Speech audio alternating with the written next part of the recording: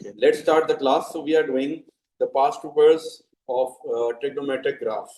ठीक है, एक शॉर्ट सा रिकैप ले लेते हैं ग्राफ और ट्रिग्नोमेट्रिक फंक्शंस का। देखो, ट्रिग्नोमेट्रिक फंक्शन के जब हम ग्राफ बनाते हैं तो सबसे पहले we have three trigonometric function, sine, cos and tan. ठीक है, जब हम ग्राफ बना रहे होते हैं, साइन एक्स का जो ग्राफ होता है, सबसे पहली बात तो ये कोई भी ग्राफ होगा उसमें ए साइन बी एक्स प्लस सी, जैसे ये उसको है, अगर इसका general format in this A is the amplitude. Amplitude का मतलब होता है हाइट, लेकिन हाइट कहाँ से मेजर होती है? सेंटर ऑफ द ग्राफ से, एक्सेस ऑफ द ग्राफ से। जैसे ये ग्राफ का एक्सेस है ना, इसका एम्पलीट्यूड क्या है? 1 है। अच्छा, इसी तरीके से बी क्या है? B is the number of cycle. Number of cycle का मतलब ये साइन एक्स का ये कंप्लीट साइकिल होता है, एक दफा ऊपर जाता है, एक दफा नीचे, ये साइन एक्स की कंप्लीट वेव है।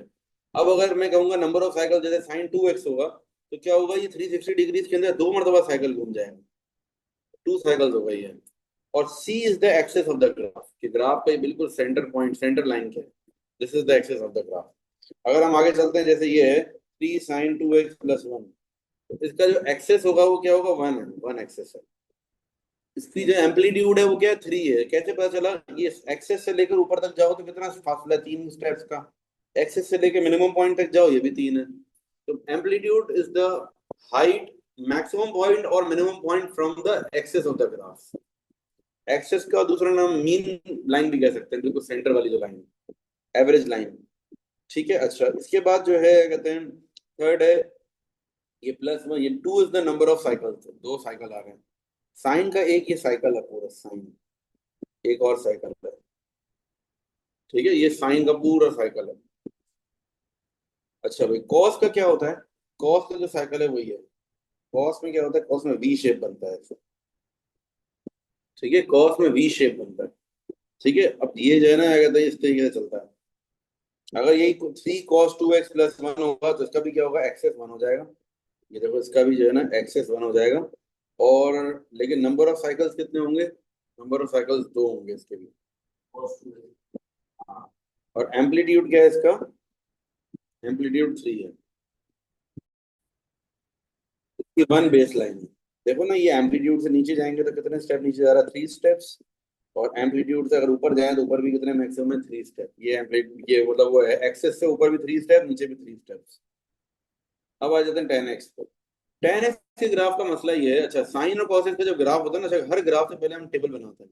साइन और कॉस का ग्राफ में क्या होता है? अगर साइन एक्स है ना, तो उसका जो टेबल बनेगा उसमें जो स्टेप लेंगे वो 360/4, यानी कि 90 का स्टेप लेंगे। साइन एक्स का जो पीरियड होता है वो 360 होता है। पीरियड वो चीज है जिसमें एक मरतबा साइकिल कंप्लीट हो जाए। साइन एक्स का जो पीरियड है वो 360 है, यानी कि पूरे 360 डिग्रीज में एक मरतबा साइकिल मेरा कंप्लीट हो गया साइन एक्स का। अगर साइन 2x होगा तो उसका स्टेप, उसका जो पीरियड है 180 हो जाएगा, यानी कि पहला साइकिल 180 तक कंप्लीट हो जाएगा और दूसरा साइकिल 360 तक जाएगा, कंप्लीट होगा। साइन 3x होगा तो उसका पीरियड हो जाएगा, वो क्या हो जाएगा? 120 हो जाएगा। 120, फिर एक और दफा 120, एक और दफा 120। ठीक है, तो ये रूल है। अच्छा, एक बात ये है कि साइन एक्स के अंदर स्टेप होता है 90 का। 2x में क्या हो जाएगा? 90 का आधा, 45 का स्टेप। साइन 3x होगा तो 30 का स्टेप। इसी तरह से कॉस में भी यही रूल है, लेकिन टेन में रूल क्या है कि 10x का बाय डिफॉल्ट पीरियड ही 180 है। 10x का पीरियड क्या होता है? तो इसका मतलब स्टेप जो होता है वो 180 पीरियड डिवाइड बाय 4 होता है, तो 180/4, 45। यानी कि 10x का जो स्टेप है वो 45 है। तो अब 10 2x होगा तो स्टेप क्या हो जाएगा? 22.5। 10 3x है तो स्टेप कितना हो जाएगा? 15। 10x का मसला ये है कि 10x जो है ना, उसका यही मतलब, ये देखो, ये इसका पीरियड 180 है, यानी कि ये और ये बस ये कंप्लीट हो गया। अगर अब 360 तक बनाना है तो रिपीट हो रहा है वापस से, ये और ये, मतलब 2 साइकिल हो गई है। इसका पीरियड ही 180 है, मतलब उसका 10x होगा खाली, तो 10x में ही 2 साइकिल बनेंगे इसके। 10 2x होगा तो 4 बार 4 साइकिल बन जाएंगे एक तरह से। 10x का थोड़ा हिसाब डिफरेंट है। ठीक है। अच्छा भाई, अब हम चलते हैं जरा पास्ट पेपर के क्वेश्चंस पर। पास्ट पेपर के हमने 2 क्वेश्चन तो लास्ट क्लास में कर लिए थे, अब हम आगे चलेंगे, वो करते हैं। फिलहाल मैं थोड़े से और क्वेश्चंस करा दूं आप लोगों को, फिर चलते हैं। अच्छा भाई, लास्ट क्लास में हमने एक क्वेश्चन किया था, ये देखो, ये ग्राफ का क्वेश्चन किया था। ठीक है, y = a cos bx + c। इसमें सबसे पहले हमने a b और c की वैल्यूज निकाली थी। अगर हम a की वैल्यू निकालते हैं तो a की वैल्यू क्या होगी? a जो है वो एम्पलीट्यूड है। एम्पलीट्यूड हम कैसे निकालेंगे? एक तरीका एम्पलीट्यूड निकालने का ये भी है कि मैक्सिमम पॉइंट 8 तक जा रहा है, मिनिमम पॉइंट कहाँ तक जा रहा है? -2 तक ना, इन दोनों को प्लस करके डिवाइड बाय 2। मतलब प्लस करके भी नहीं, बल्कि इनका डिफरेंस वाले ले दो। 8 माइनस माइनस 2 और डिवाइड बाई 2, 10/2 यानी कि 5 आ गया। 5 हमारा एम्पलीट्यूड है। और अगर एक्सेस निकालना हो तो क्या होगा, प्लस करके डिवाइड बाई 2, दोनों को ऐड करेंगे, डिवाइड बाई 2। एक्सेस जो होता है मिड पॉइंट होता है, मिड पॉइंट के लिए दोनों को ऐड करके डिवाइड बाई 2 यानी कि 3। 3 जो है ना, ये 3 हमारा क्या है, एक्सेस ऑफ द ग्राफ। देखो ग्राफ का एक्सेस 3 पर है, और 3 से लेकर 8 तक फासला देखो कितना है, 5 का। 3 से लेकर -2 तक भी 5 का फासला है, ठीक है ना। तो ये हमारे पास आ गया, ए की वैल्यू 5 है, एम्पलीट्यूड 5 हो गया, नंबर ऑफ साइकिल्स 2 हैं, साफ साफ नजर आ रहे हैं, 2 बार घूम रहा है पूरा, और सी जो है वो 3 है। लेकिन इसका सेकंड पार्ट क्या है, जरा देखते हैं। इसके सेकंड पार्ट में क्या बोला हुआ है हमें। अब इसका सेकंड पार्ट अगर हम देखें,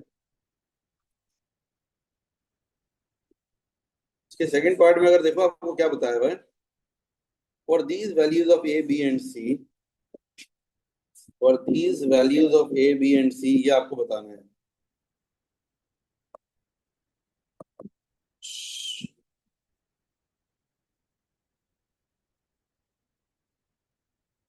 चले भाई, for these values of a b and c, use the given this diagram to determine the number of solutions in the interval. A cos bx plus c is equals to 6 upon pi। ये क्या मतलब है इसका, देखो number of solutions का मतलब होता है पॉइंट ऑफ इंटरसेक्शन। सही है, ये एक डायग्राम है, a cos bx plus c तो बना हुआ है ग्राफ। दूसरी डायग्राम में दूसरा क्या है, इज इक्वल्स टू के सामने क्या है, 6 अपॉन पाई एक्स।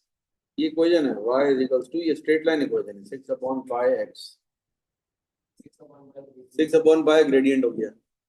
अब इक्वेशन ऑफ लाइन अगर हम बनाते हैं, तो इक्वेशन ऑफ लाइन के लिए कितने पॉइंट चाहिए होते हैं आपको, 2 पॉइंट्स। अब आप एक्स की वैल्यूज कोई सी भी 2 डालो अपनी मर्जी से, एक तो 0 ही डाल दो, 0 पर 0 ही आ जाएगा, एक पॉइंट ये हो गया, 0 पर 0। दूसरा पॉइंट ऐसा डालो कि पाए से पाए कट जाए, दूसरा पॉइंट हम डाल देते हैं पाए पाए, पाए पर क्या आ जाएगा, 6। मतलब एक हो गया 0,0, दूसरा हो गया पाए,6, पाए,6। इन दोनों को स्ट्रेट लाइन ज्वाइन कर लो। ये देखने number of point, exact point नहीं बताना कौन सा है, कितने पॉइंट पे कट कर रहा है ये बताना।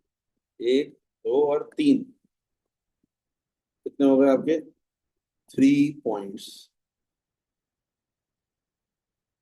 समझ गए मेरी बात, यही काम यहाँ पर भी करना है। अब क्या है, 6 minus pi upon x, pi is equals to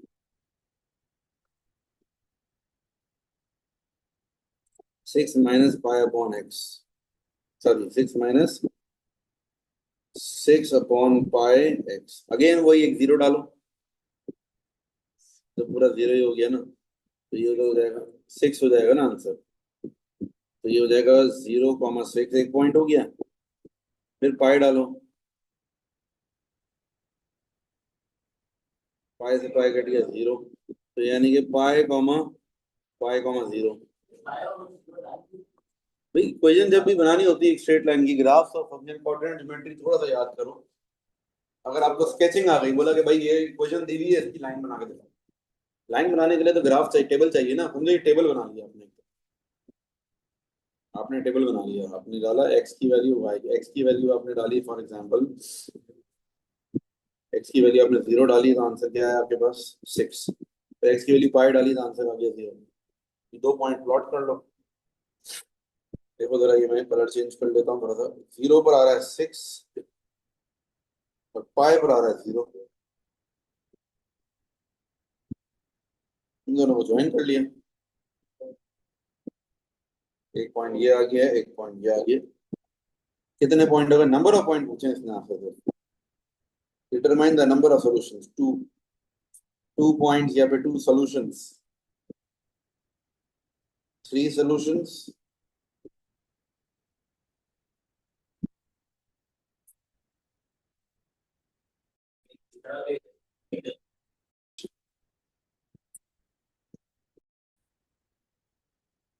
The function f of x is equals to p sine square 2x plus q is defined as follows. In terms of p and q, state the range of f. देखो range का मतलब होता है Y coordinate. Basically ये पूछ रहे हैं भाई, ये देखो ये कहाँ से कहाँ तक फ्लो कर रहा है ये चार्ट, ये दोनों पॉइंट बताना है मुझे। मतलब मुझे ये पॉइंट चाहिए और मुझे ये वाला पॉइंट चाहिए। ये मेरी रेंज है, ये पूरी रेंज है मेरी। सही है ना। अब एक काम करते हैं, इसका एक रूल याद रखना, बहुत आसान बात है। साइन एक्स जो होता है ना, साइन एक्स की जो रेंज है वो कहाँ से कहाँ तक होती है, -1 से लेकर 1 तक। अब चाहे एक्स हो, 2x हो, 3x हो, कुछ भी हो, की वैल्यू जो है पूरे साइन की, यानी कि मैं ये बोलूंगा ये p, ये साइन स्क्वायर 2x है ना, तो खाली साइन एक्स की वैल्यू एक -1 होगी, मिनिमम वैल्यू पर स्क्वायर है। अगर मैं ये करूंगा, ये p sine square 2x plus Q, तो अगर मैं ये कर लेता हूँ कि जो है p साइन एक्स की वैल्यू -1 रख दी, स्क्वायर हो गया प्लस क्यू, -1 का स्क्वायर क्या हो जाएगा, +1 हो जाएगा। तो p प्लस क्यू हो गई मेरी मैक्सिमम वैल्यू।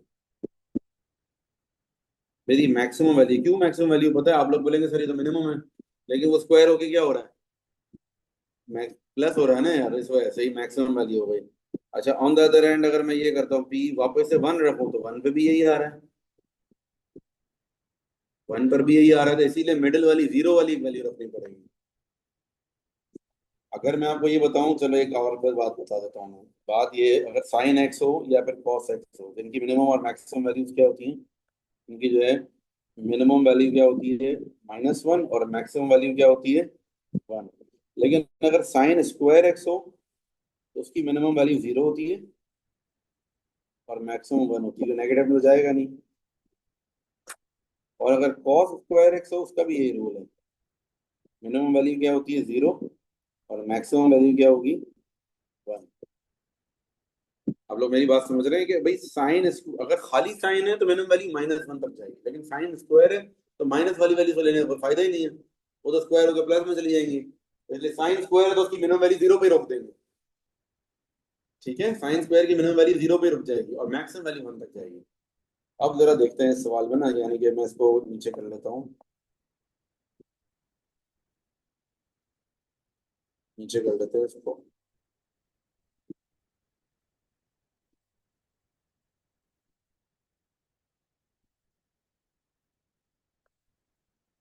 क्या हो रहा है, क्या मुसीबत है ये, मिटा दो, खुद लिखेंगे, वापसी मेहनत करेंगे, कोई बात नहीं। देखें क्या करेंगे हम, देखो sine p sine square x plus q, अब डायरेक्टली यही यही कॉन्सेप्ट अप्लाई करते हैं। p साइन स्क्वायर एक्स की मिनिमम वैल्यू 0 है, और वापस से p साइन स्क्वायर की मैक्सिमम वैल्यू क्या है, ये सिर्फ q हो गया, और ये हो जाएगा p प्लस क्यू।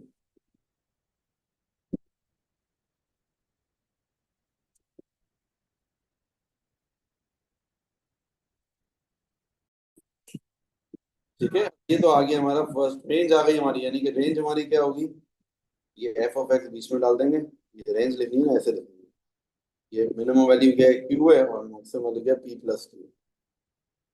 फंक्शन का टॉपिक पढ़ोगे तो और डिटेल में समझ जाओगे सारी बात। रेंज बेसिकली वाई कोऑर्डिनेट्स की रेंज को रेंज बोलते हैं, एक्स कोऑर्डिनेट की रेंज को डोमेन बोलते हैं। ये आगे जाके पढ़ोगे, एक्स कोऑर्डिनेट की जो रेंज है उसको डोमेन बोलते हैं, वाई कोऑर्डिनेट की जो रेंज है उसको रेंज ही बोलते हैं, बोलते ही रेंज। जब रेंज बोल रहे हैं तो क्या होता है, वाई कोऑर्डिनेट की रेंज मांग रहे हैं, और अगर डोमेन बोल रहे हैं तब भी एक्स कोऑर्डिनेट की रेंज ही मांग रहे हैं, कि कहाँ से लेकर कहाँ तक है।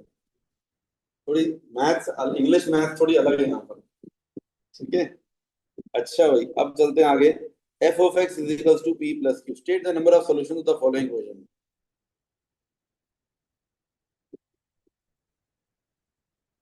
ठीक है, state the number of solutions. अच्छा, अब आपको क्या बोला, f of x is equals to p plus q, क्या मतलब है इसका। देखो एफ ऑफ एक्स तो ये ग्राफ है, ये पूरा ग्राफ एफ ऑफ एक्स है। ठीक है, यहां से हमें ये पता चल गया कि भाई ये वाला जो पॉइंट है, ये पॉइंट क्या है, पी प्लस क्यू है, और ये पॉइंट क्या है, खाली क्यू है। अब इन्होंने बोला हुआ f of x is equals to, जैसे बोलते हैं ना, अगर f of x is equals to 5, तो इसका मतलब है 5 पे लाइन बन जाती है सीधी। अभी समझने की कोशिश करो, अगर f of x is equals to 5 बोला होता है, 5 पे लाइन बन जाती है, तो यहाँ पर आप क्या करोगे, पी प्लस क्यू पे लाइन बना दोगे, तो आंसर क्या होगा, नंबर ऑफ सोल्यूशन बताओ, 2। तो ये हो गया। अब बोला हुआ f of x is equal to q, online बना, कितने हो जाएंगे? 3 सॉल्यूशंस हैं, आंसर इज 3। अब यहाँ गड़बड़ है, जो भी गड़बड़ है कहीं बीच में कहीं होगा, f of x is equal to half p plus q, यही कहीं होगा ना यार, पी, ये क्यू के बाद ऊपर जाना है ना भाई, यहाँ कहीं भी जो सी भी लाइन हो यार, 1 2 3 4, ये देखो आसान हो गया सवाल, क्रैक हो गया ना, मतलब पहले तो बड़ा अजीब सा लग रहा था क्या करना है, लेकिन देखो ये बात क्रैक हो गई भाई, आपने स्ट्रेट लाइन बनानी है। ये पी क्यू की जगह पे नंबर होता है ना, तुम लोगों को कोई मुश्किल नहीं होती। अगर पी और क्यू की जगह इन्होंने नंबर दे दिए होते ना, कोई भी जैसे पता होता कि भाई ये 1 है ये 5 है, तो अब आप आराम से बना लेते। अच्छा अब क्या बोले, नंबर दे दिया, for the case where p is equal to 3 and q is equal to 2 solve the equation. बहुत आसान है, पी की वैल्यू और क्यू की वैल्यू भी आ गई, पी की वैल्यू 3 है, sine square 2x plus q is equals to क्या होगा 4, सॉल्व कर, ये वहां चला जाएगा, 4 माइनस 2 सिर्फ 2 बच गया।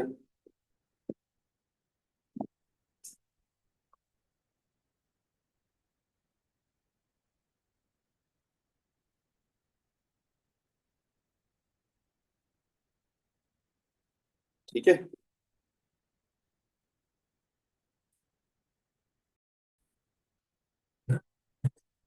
हाँ जी, अब आगे सॉल्व होगा, बिल्कुल होगा भाई, under root on both sides किया हमने, तो उसके हम दबेगे प्लस माइनस में आंसर आएगा, चारों क्वाड्रेंट में सॉल्व होगा ये।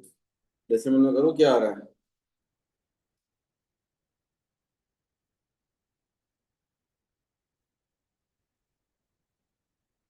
0.816। ठीक है 0.816 है, लेकिन ये प्लस माइनस होगा, तो यानी कि अल्फा निकालेंगे पहले हम, साइन इनवर्स 0.816, बताएं जरा क्या होगा। 0.955। नहीं ये आपने इसमें रखा है, पर रेडियंस मोड में रखा है। अच्छा क्वेश्चन भी पाई के टर्म्स में 0.955। अब आपको चाहिए कि अच्छा हमें जो है चारों क्वाड्रेंट में चाहिए, तो 2x इज इक्वल्स टू 0.955, फिर पाई माइनस 2.816। क्या है, 2.186। ठीक है उन्होंने हमें रेंज क्या दी हुई है, रेंज दी हुई है 0 से लेकर पाई तक, तो मतलब हम वो नहीं लेंगे, क्या कहते हैं, दो रेवोल्यूशन होते हैं ना, 4 आंसर आते हैं, वो नहीं लेंगे, बाकी 2 आंसर और नहीं लेंगे, क्योंकि अरे आउट ऑफ रेंज हो जाएगा।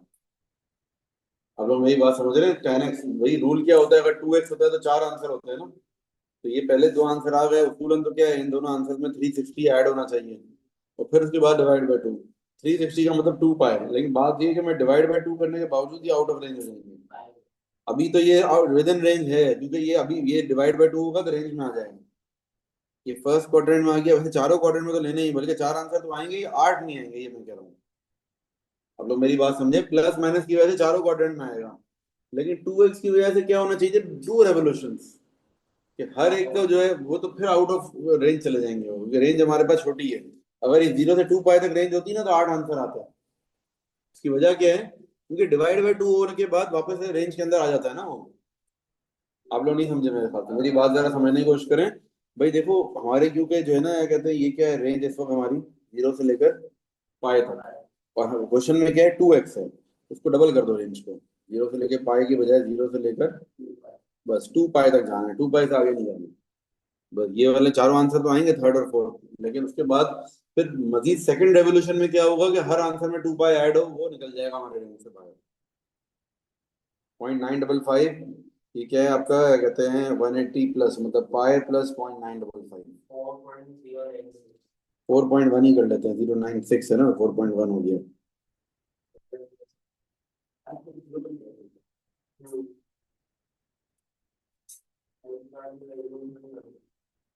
ये हो जाएगा 6.18 है, 6.2 कर लेते हैं, ये 955 को भी जो है हम 96 कर लेते हैं, डिवाइड बाय 2 कर लो, 0.48 1.093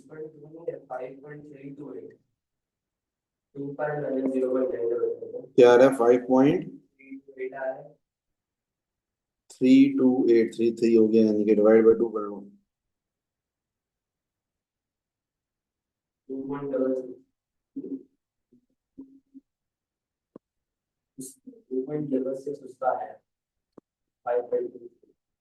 और ये 4.1 था, ये एक्चुअली क्या था, इसको हमने 4.1 किया है, बस 2, बस ये 2.05 हो जाएगा। पुराना कंप्लीट करो।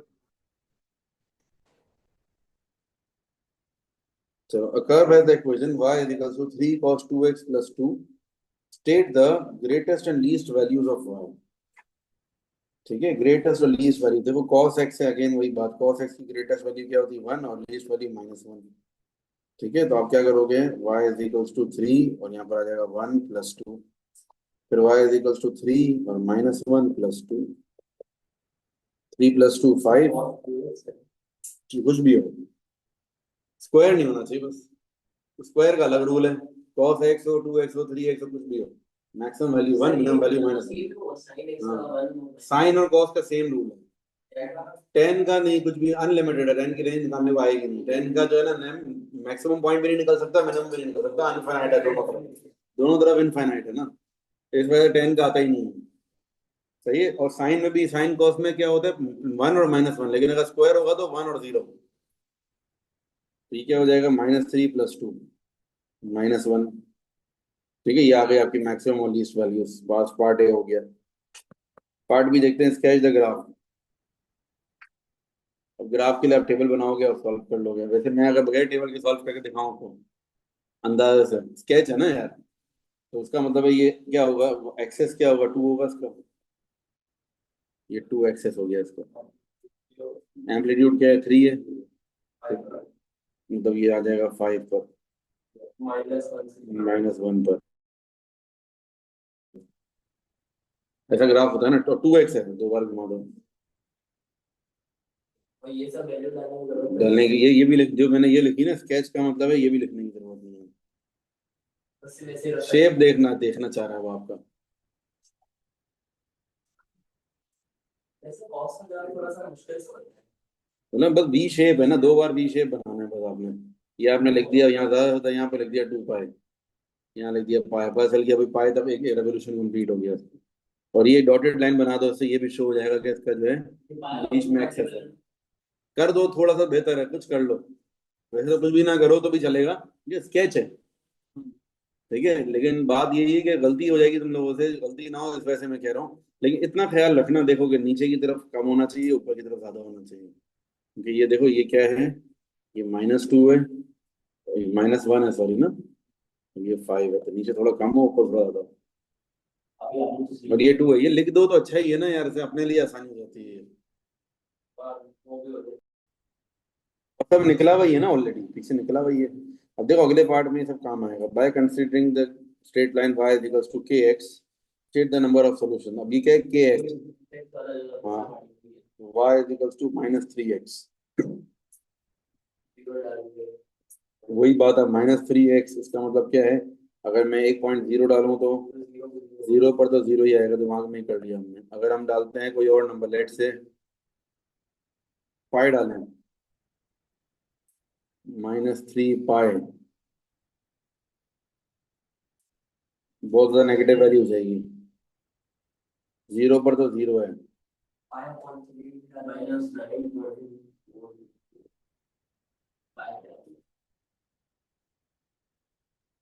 अब ये भी देखना है कि हमें यहाँ पर लेबलिंग नहीं है ना हमारे पास। अगर हमको ऐसा नंबर डाले ना कि यार ये बहुत बड़ी वैल्यू आ जाएंगी, -3x, पाई डालेंगे तो -3 पाई, 3.142 पाई खुद होता है, तो मतलब माइनस में बहुत ज्यादा नीचे चला जाएगा। जो भी आएगा, मतलब नजर आ रहा है, नजर आ रहा है कि कुछ ऐसे ही जाएगा, ये तो टच नहीं करेगा एक भी पॉइंट पर। मतलब ये देखो ना यार, ये मतलब इस पॉइंट पर कहाँ होगा? ये हम जा रहे हैं ये 1 पर, मिनिमम पॉइंट हमारा क्या है? ग्राफ, ग्राफ का मिनिमम पॉइंट जो हमारा है ये 1 पर है, माइनस मतलब -1 पर है। ये वाला जो पॉइंट है ये कहाँ है हमारा? -1 पर। और ये कहाँ जा रहा है, इस पॉइंट पर अगर मैं देखूँ तो इतना -9 पर। सोचो जरा, ये वाले में तो एक भी पॉइंट पर टच नहीं करेगा। ये लाइन ड्रॉ करनी नहीं है, अपने दिमाग का अपने अपने लिए कर रहे हैं। मतलब ये तो कुछ भी नहीं करने की जरूरत ना, दिमाग में ही कर लो, अंदाजा से पाई से ही कर लो, कोई बात नहीं। नजर आ रहा है कि बहुत नीचे जा रहा है ना, मतलब it will not intersect, zero solution. एक भी नहीं है, बिल्कुल ही नीचे जा रहा है ना। और आगे चलते हैं, नेक्स्ट क्या है, 1 रख लें अगर। -3 की जगह 1, मतलब y = x। y = x में तो बिल्कुल 45 डिग्री की लाइन बनती है। एक ही सोल्यूशन होगा, ठीक है, 1 सोल्यूशन। या यूं देख सकते हैं, एक एक बात ये देख लेते हैं, पाए का मतलब क्या, 3.142 ना। नहीं नहीं, 1 मिनट रुक जाइए, तो मैंने, अच्छा 1 मिनट मेरी बात सुनो जरा। हॉरिजॉन्टल और वर्टिकल एक्सिस हमारे बराबर तो नहीं है ना। जितना गैप देखो यहाँ पर, ये क्या पाए क्या होता है, 3.142, और यहाँ मैंने 5 इतना का लिया हुआ है। तो मैं यूं 45 डिग्री नहीं बना सकता, तो मैंने एक्सेस जो है वो ऐसे लिए हुए, अनइक्वल लिए हुए। इस बात को समझो। तो बस, नहीं ना, लेकिन इस तरह से कर लो, फिर पता है क्या करो, पाई की वैल्यू 3.142 है ना, मतलब यहाँ पर वैल्यू कहाँ होगी, तकरीबन 3 पॉइंट समथिंग ये कुछ। तो ये यूं जाएगा। मेरी बात समझो कि भाई यहाँ पर वैल्यू क्या होगी, पाई खुद 3.142 है। तो ये पॉइंट अगर मैं मार्क करता हूँ y = x में, तो जीरो पर तो जीरो आएगा, और पाए पे कहाँ आएगा, पाए पे 3 पॉइंट कुछ आएगा ये। तो ये कितने हो गए भाई, 1 2 3 सोल्यूशन हो गए यहाँ पर। और तीसरा क्या है, y = 3, इसमें भी जीरो, इसमें एक होगा भाई, ऊपर की तरफ जा रहा है ना। तो पाए पे बहुत ज्यादा ऊपर चला जाएगा, ये हो जाएगा। पाई डालो, 3 पाई क्या होता है, 9 पॉइंट समथिंग, 10 पॉइंट कुछ आ जाएगा, 3.142 होता है ना, तो 9.42 कुछ बन जाएगा। इसमें 1 सोल्यूशन। देखो ट्रिकी है ये, थोड़े बहुत करने से ही ज्यादा हाथ में ही बैठेंगे। ठीक है बेटा, आज के लिए इतना ही रखते हैं, फिर अल्लाह हाफिज़।